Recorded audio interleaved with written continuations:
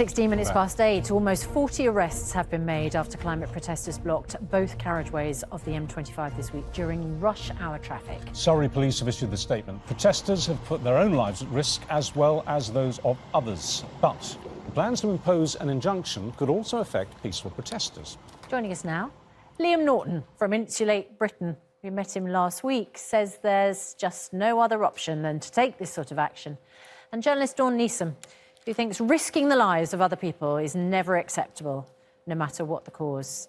So welcome back, Liam. Hi, Liam. Thank you. Let's just have a look at those pictures of what happened around this time yesterday, because I'm all in favour of peaceful protest, but this is terrifying.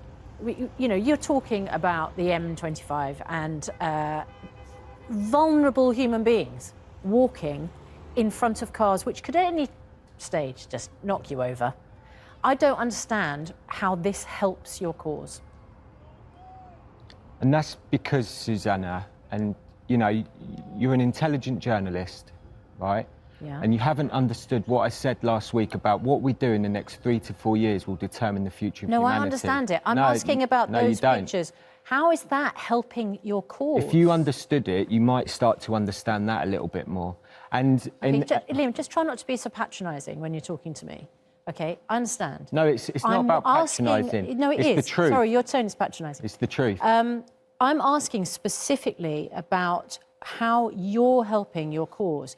Because I have to say, and you might not have heard the programme earlier, I'm extremely worried about what is now happening as a result of that protest, because I consider that there is potential overreach when it comes to seeking an injunction in this case.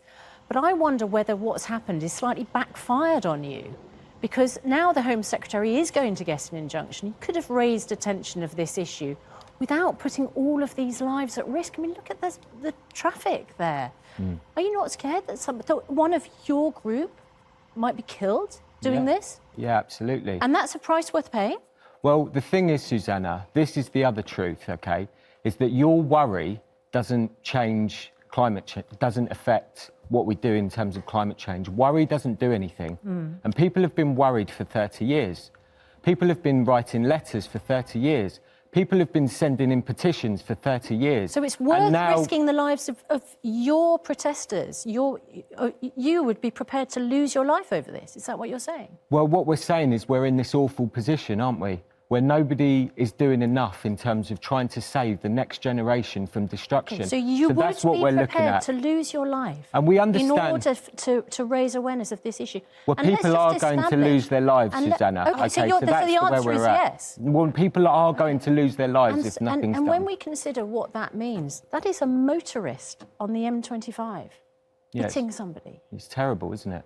And but that's a price you think is worth paying, to not only for a life to be lost, but for the impact that would have on a driver trying to go about their normal business. I mean, imagine the impact of that. Well, the government have had weeks to give us a meaningful statement that they're going to act in terms of what it is that we're asking for. And Insulating Britain will give the best value for money in terms of reducing emissions, hundreds of thousands of jobs, and it's going to stop tens of thousands of our elderly from dying each winter. Well, actually, Susanna, what the government's doing, as we know, the Home Secretary is now going to court to seek an injunction in order to put people who are prepared to die for this cause so it's behind bars, to keep them off the motorways, so that isn't on the conscience of any motorist who is involved. Dawn, as you listen to that, what do you think? To be honest, I'm absolutely appalled, and I thought you were very patronising there, Liam. Why haven't you insulated your own home for a start? Because I think where you're coming from is pure hypocrisy as well. Sorry, is that the case? Is your home not insulated, Liam? Susanna, whether my just answer the question, Liam. It's not, is it? We know it's not. And whether my home is insulated or not doesn't change the fact that millions of people's homes aren't insulated. Hang on a moment. Not Sorry, going to be. Is this the case? You're saying you would risk your life for Insulate Britain, but you're not going to insulate your own home? Susanna, the thing is... Sorry if I sound patronising, but that sounds like you're completely sabotaging your cause. The thing is, this is like a shame that this discussion has been debased in this way, because what we're talking about is the future of our country. Yes. Our country is going to be destroyed if we don't get in... if we don't get this sorted Doesn't out. that start at home? Well, you know, insulation costs thousands, tens of thousands of pounds. You're aware of that? OK, so you're saying you can't afford to insulate your home? No, what I'm saying is millions of people in the can, country... you're just not. Millions of people in the country cannot afford to do it. That's why millions of our people So you're not insulating your home as a protest? Do you think against... it's acceptable for millions of the people in our country to be living in fuel poverty, tens of thousands of them to be dying in their homes, freezing to death? Do you think that's acceptable? But I can't understand why you wouldn't start with insulating your own home. Whether that's true or not, do you think that's acceptable? Well, because that's true, what's Liam. going on. Right. Liam, can I just come in here now?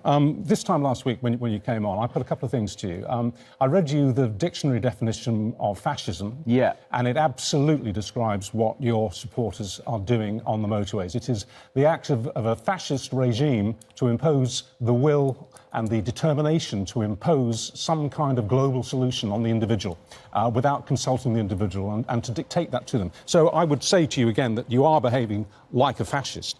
I also predicted that we would be seeing serious consequences in the queues behind the blockages. And you told me that I was being hypothetical and you didn't accept it. Well, a couple of days later, a woman suffered a stroke sitting in a car in solid traffic with her son at her side. He was driving at a hospital because the stroke had started at home. She couldn't get to the hospital. She was in the car for 6 hours. She's now paralysed. That is you cannot argue that that is not a direct result of your protests. How can you possibly justify putting a woman in hospital who cannot speak and not move because she couldn't get to hospital in time because of what you were doing? What would you say to the son if he was standing in front of you right now?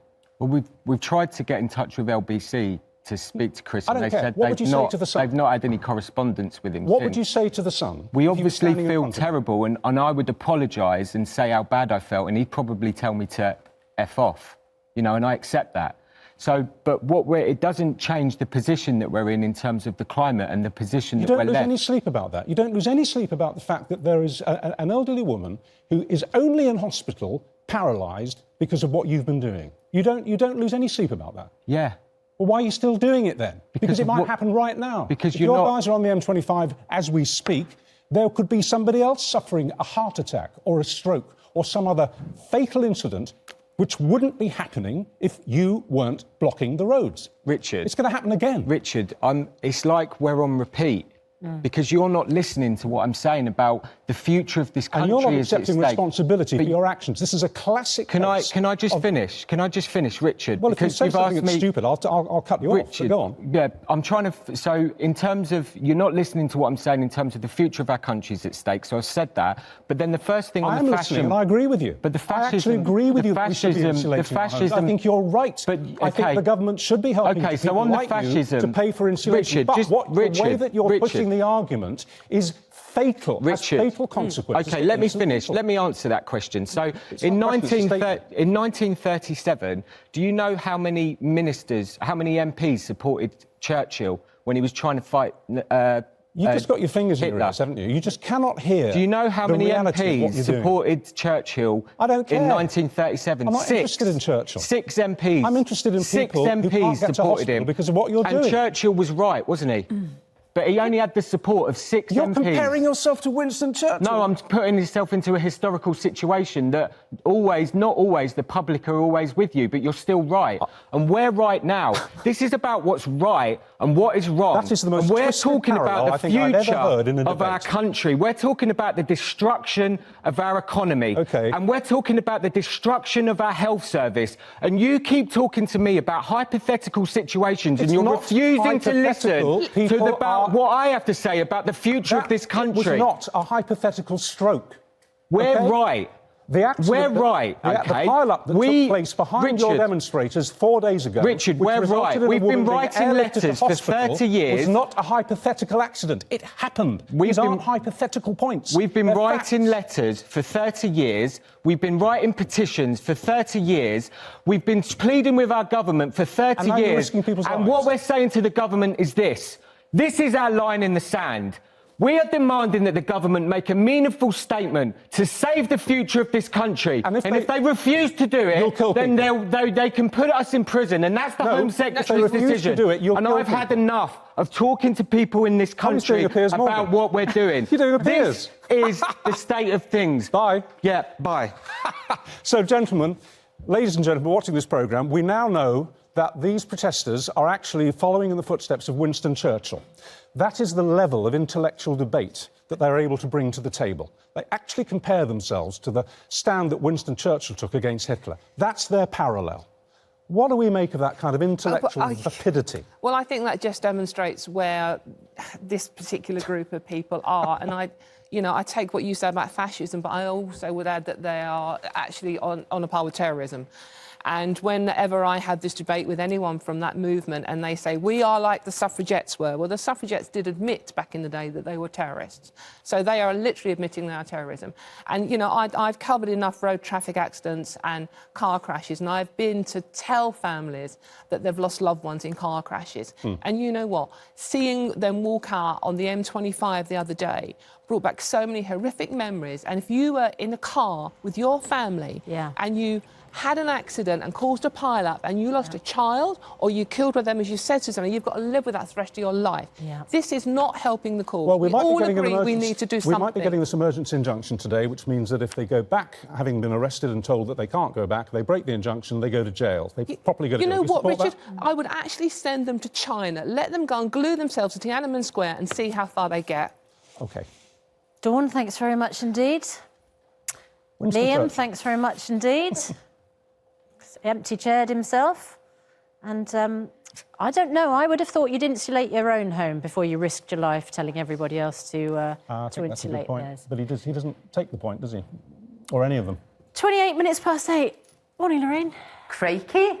He lost the argument, didn't he? As soon as he said that he didn't insulate his own house, or that we are led to believe that, and then when you walk out, you've lost the argument. You really have. It's such a shame because it's so important. And it's gone down this crazy rabbit hole. It's just so sad. And also, he was so patronising to you, Susanna, so patronising. I was shouting at the telly. The thing is, Lorraine, we all agree. Oh, jeez. We all agree. And this week, more than any week, with rising fuel bills. Absolutely. What should we do? Insulate our homes? Yes.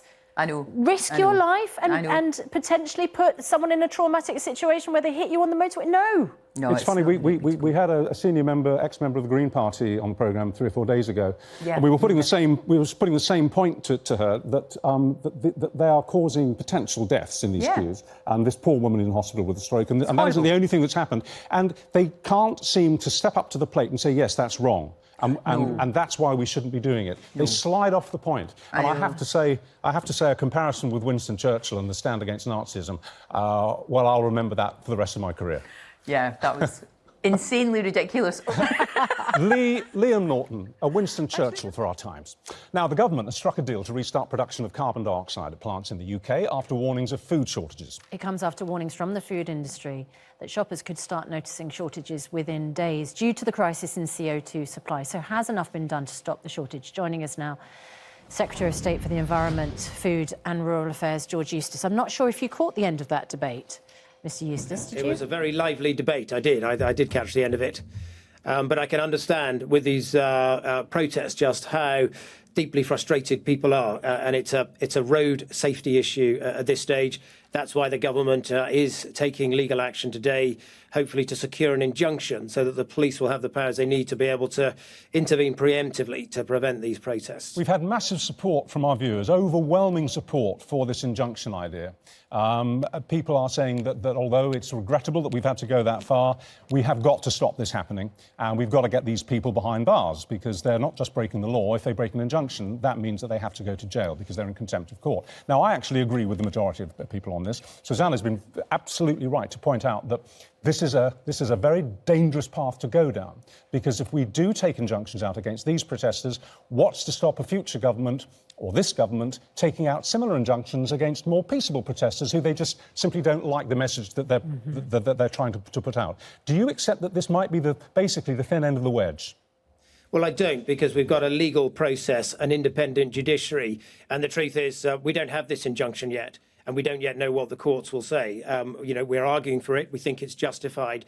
But were a government ever to seek an injunction on a peaceful protest, the courts would never allow it. So we do have legal processes there that protect things. We believe very passionately in the right to protest. And this issue is an important one. And, I know you said we agree. The government agrees. We're hosting COP26, which is all about climate change in a couple of months' time. We're doing huge amounts to try and decarbonise our economy.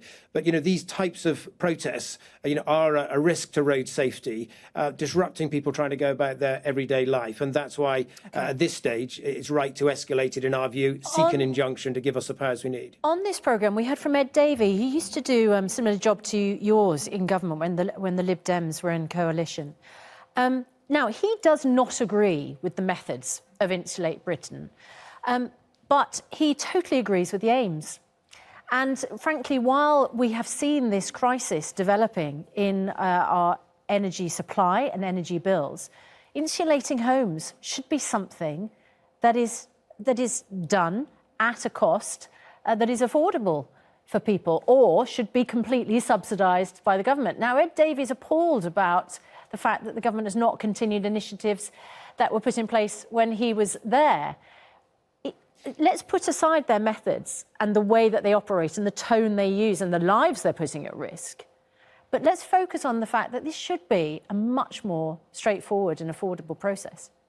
Well, look, there's been lots of changes in the planning system over the years to ensure that all new homes built have got insulation and are energy efficient. We've got a planning bill coming up. There'll be more on that. There's been a multitude of different schemes over the years to help people retrofit and put insulation in some of their older buildings. There's been big uptake of those. This is an important issue. We've got pilots at the moment exploring whether we could use hydrogen in place of gas in some of those gas boilers, and gas remains a key part of heating infrastructure in this country, and we need to think about how we replace that. But it's going to so there's cost huge amounts going on here. It's going to cost individuals so much money to put some of those things into place. Is the government going to do more to subsidise that? Well, look, what we've learned, really, if you step back and look at what's been achieved on carbon and climate change over the last 25, 30 years in this country, we've reduced our carbon emissions by 40%, taking some difficult, often costly interventions. But we've also seen our economy grow by nearly 80% in that time. So I think we've demonstrated that you can, through regulatory changes, get green growth in our country, continue to have the growth in our economy, but also have that growth in a more environmentally sustainable way. And that's what we've got to be looking to achieve. Can I just bring you back to the injunction for a second? You said that the main justification is that these demonstrators are running a risk of life in terms of road safety. But can I just put it to you that it's not just that. It's what actually happens in the queues when these vehicles are stopped. And we keep giving this the gentleman said was a hypothetical example, but is a real example of a woman who had a stroke while waiting in a car to be freed from one of these queues. She had a stroke that she wouldn't have had she been able to get to hospital in time. And there have been other illnesses that have taken place. There's been a very serious road crash. A woman was airlifted to hospital just after the protesters sat down on the road. So it's not just about road safety. It's about what actually happens in the stationary vehicles, isn't it? Yes, absolutely. And that case, I hadn't heard that, and I saw you mentioned in your debate, but an absolute tragedy that somebody suffered a stroke and was unable to get to hospital because they were stuck in a queue. That's why these protests and the way they're going about it, are now, they've reached a threshold where we do need extra powers to be able to get an injunction and deal with these protests, because it is a risk to road safety, a risk to life, and a major disruption to people just trying to go about their everyday lives.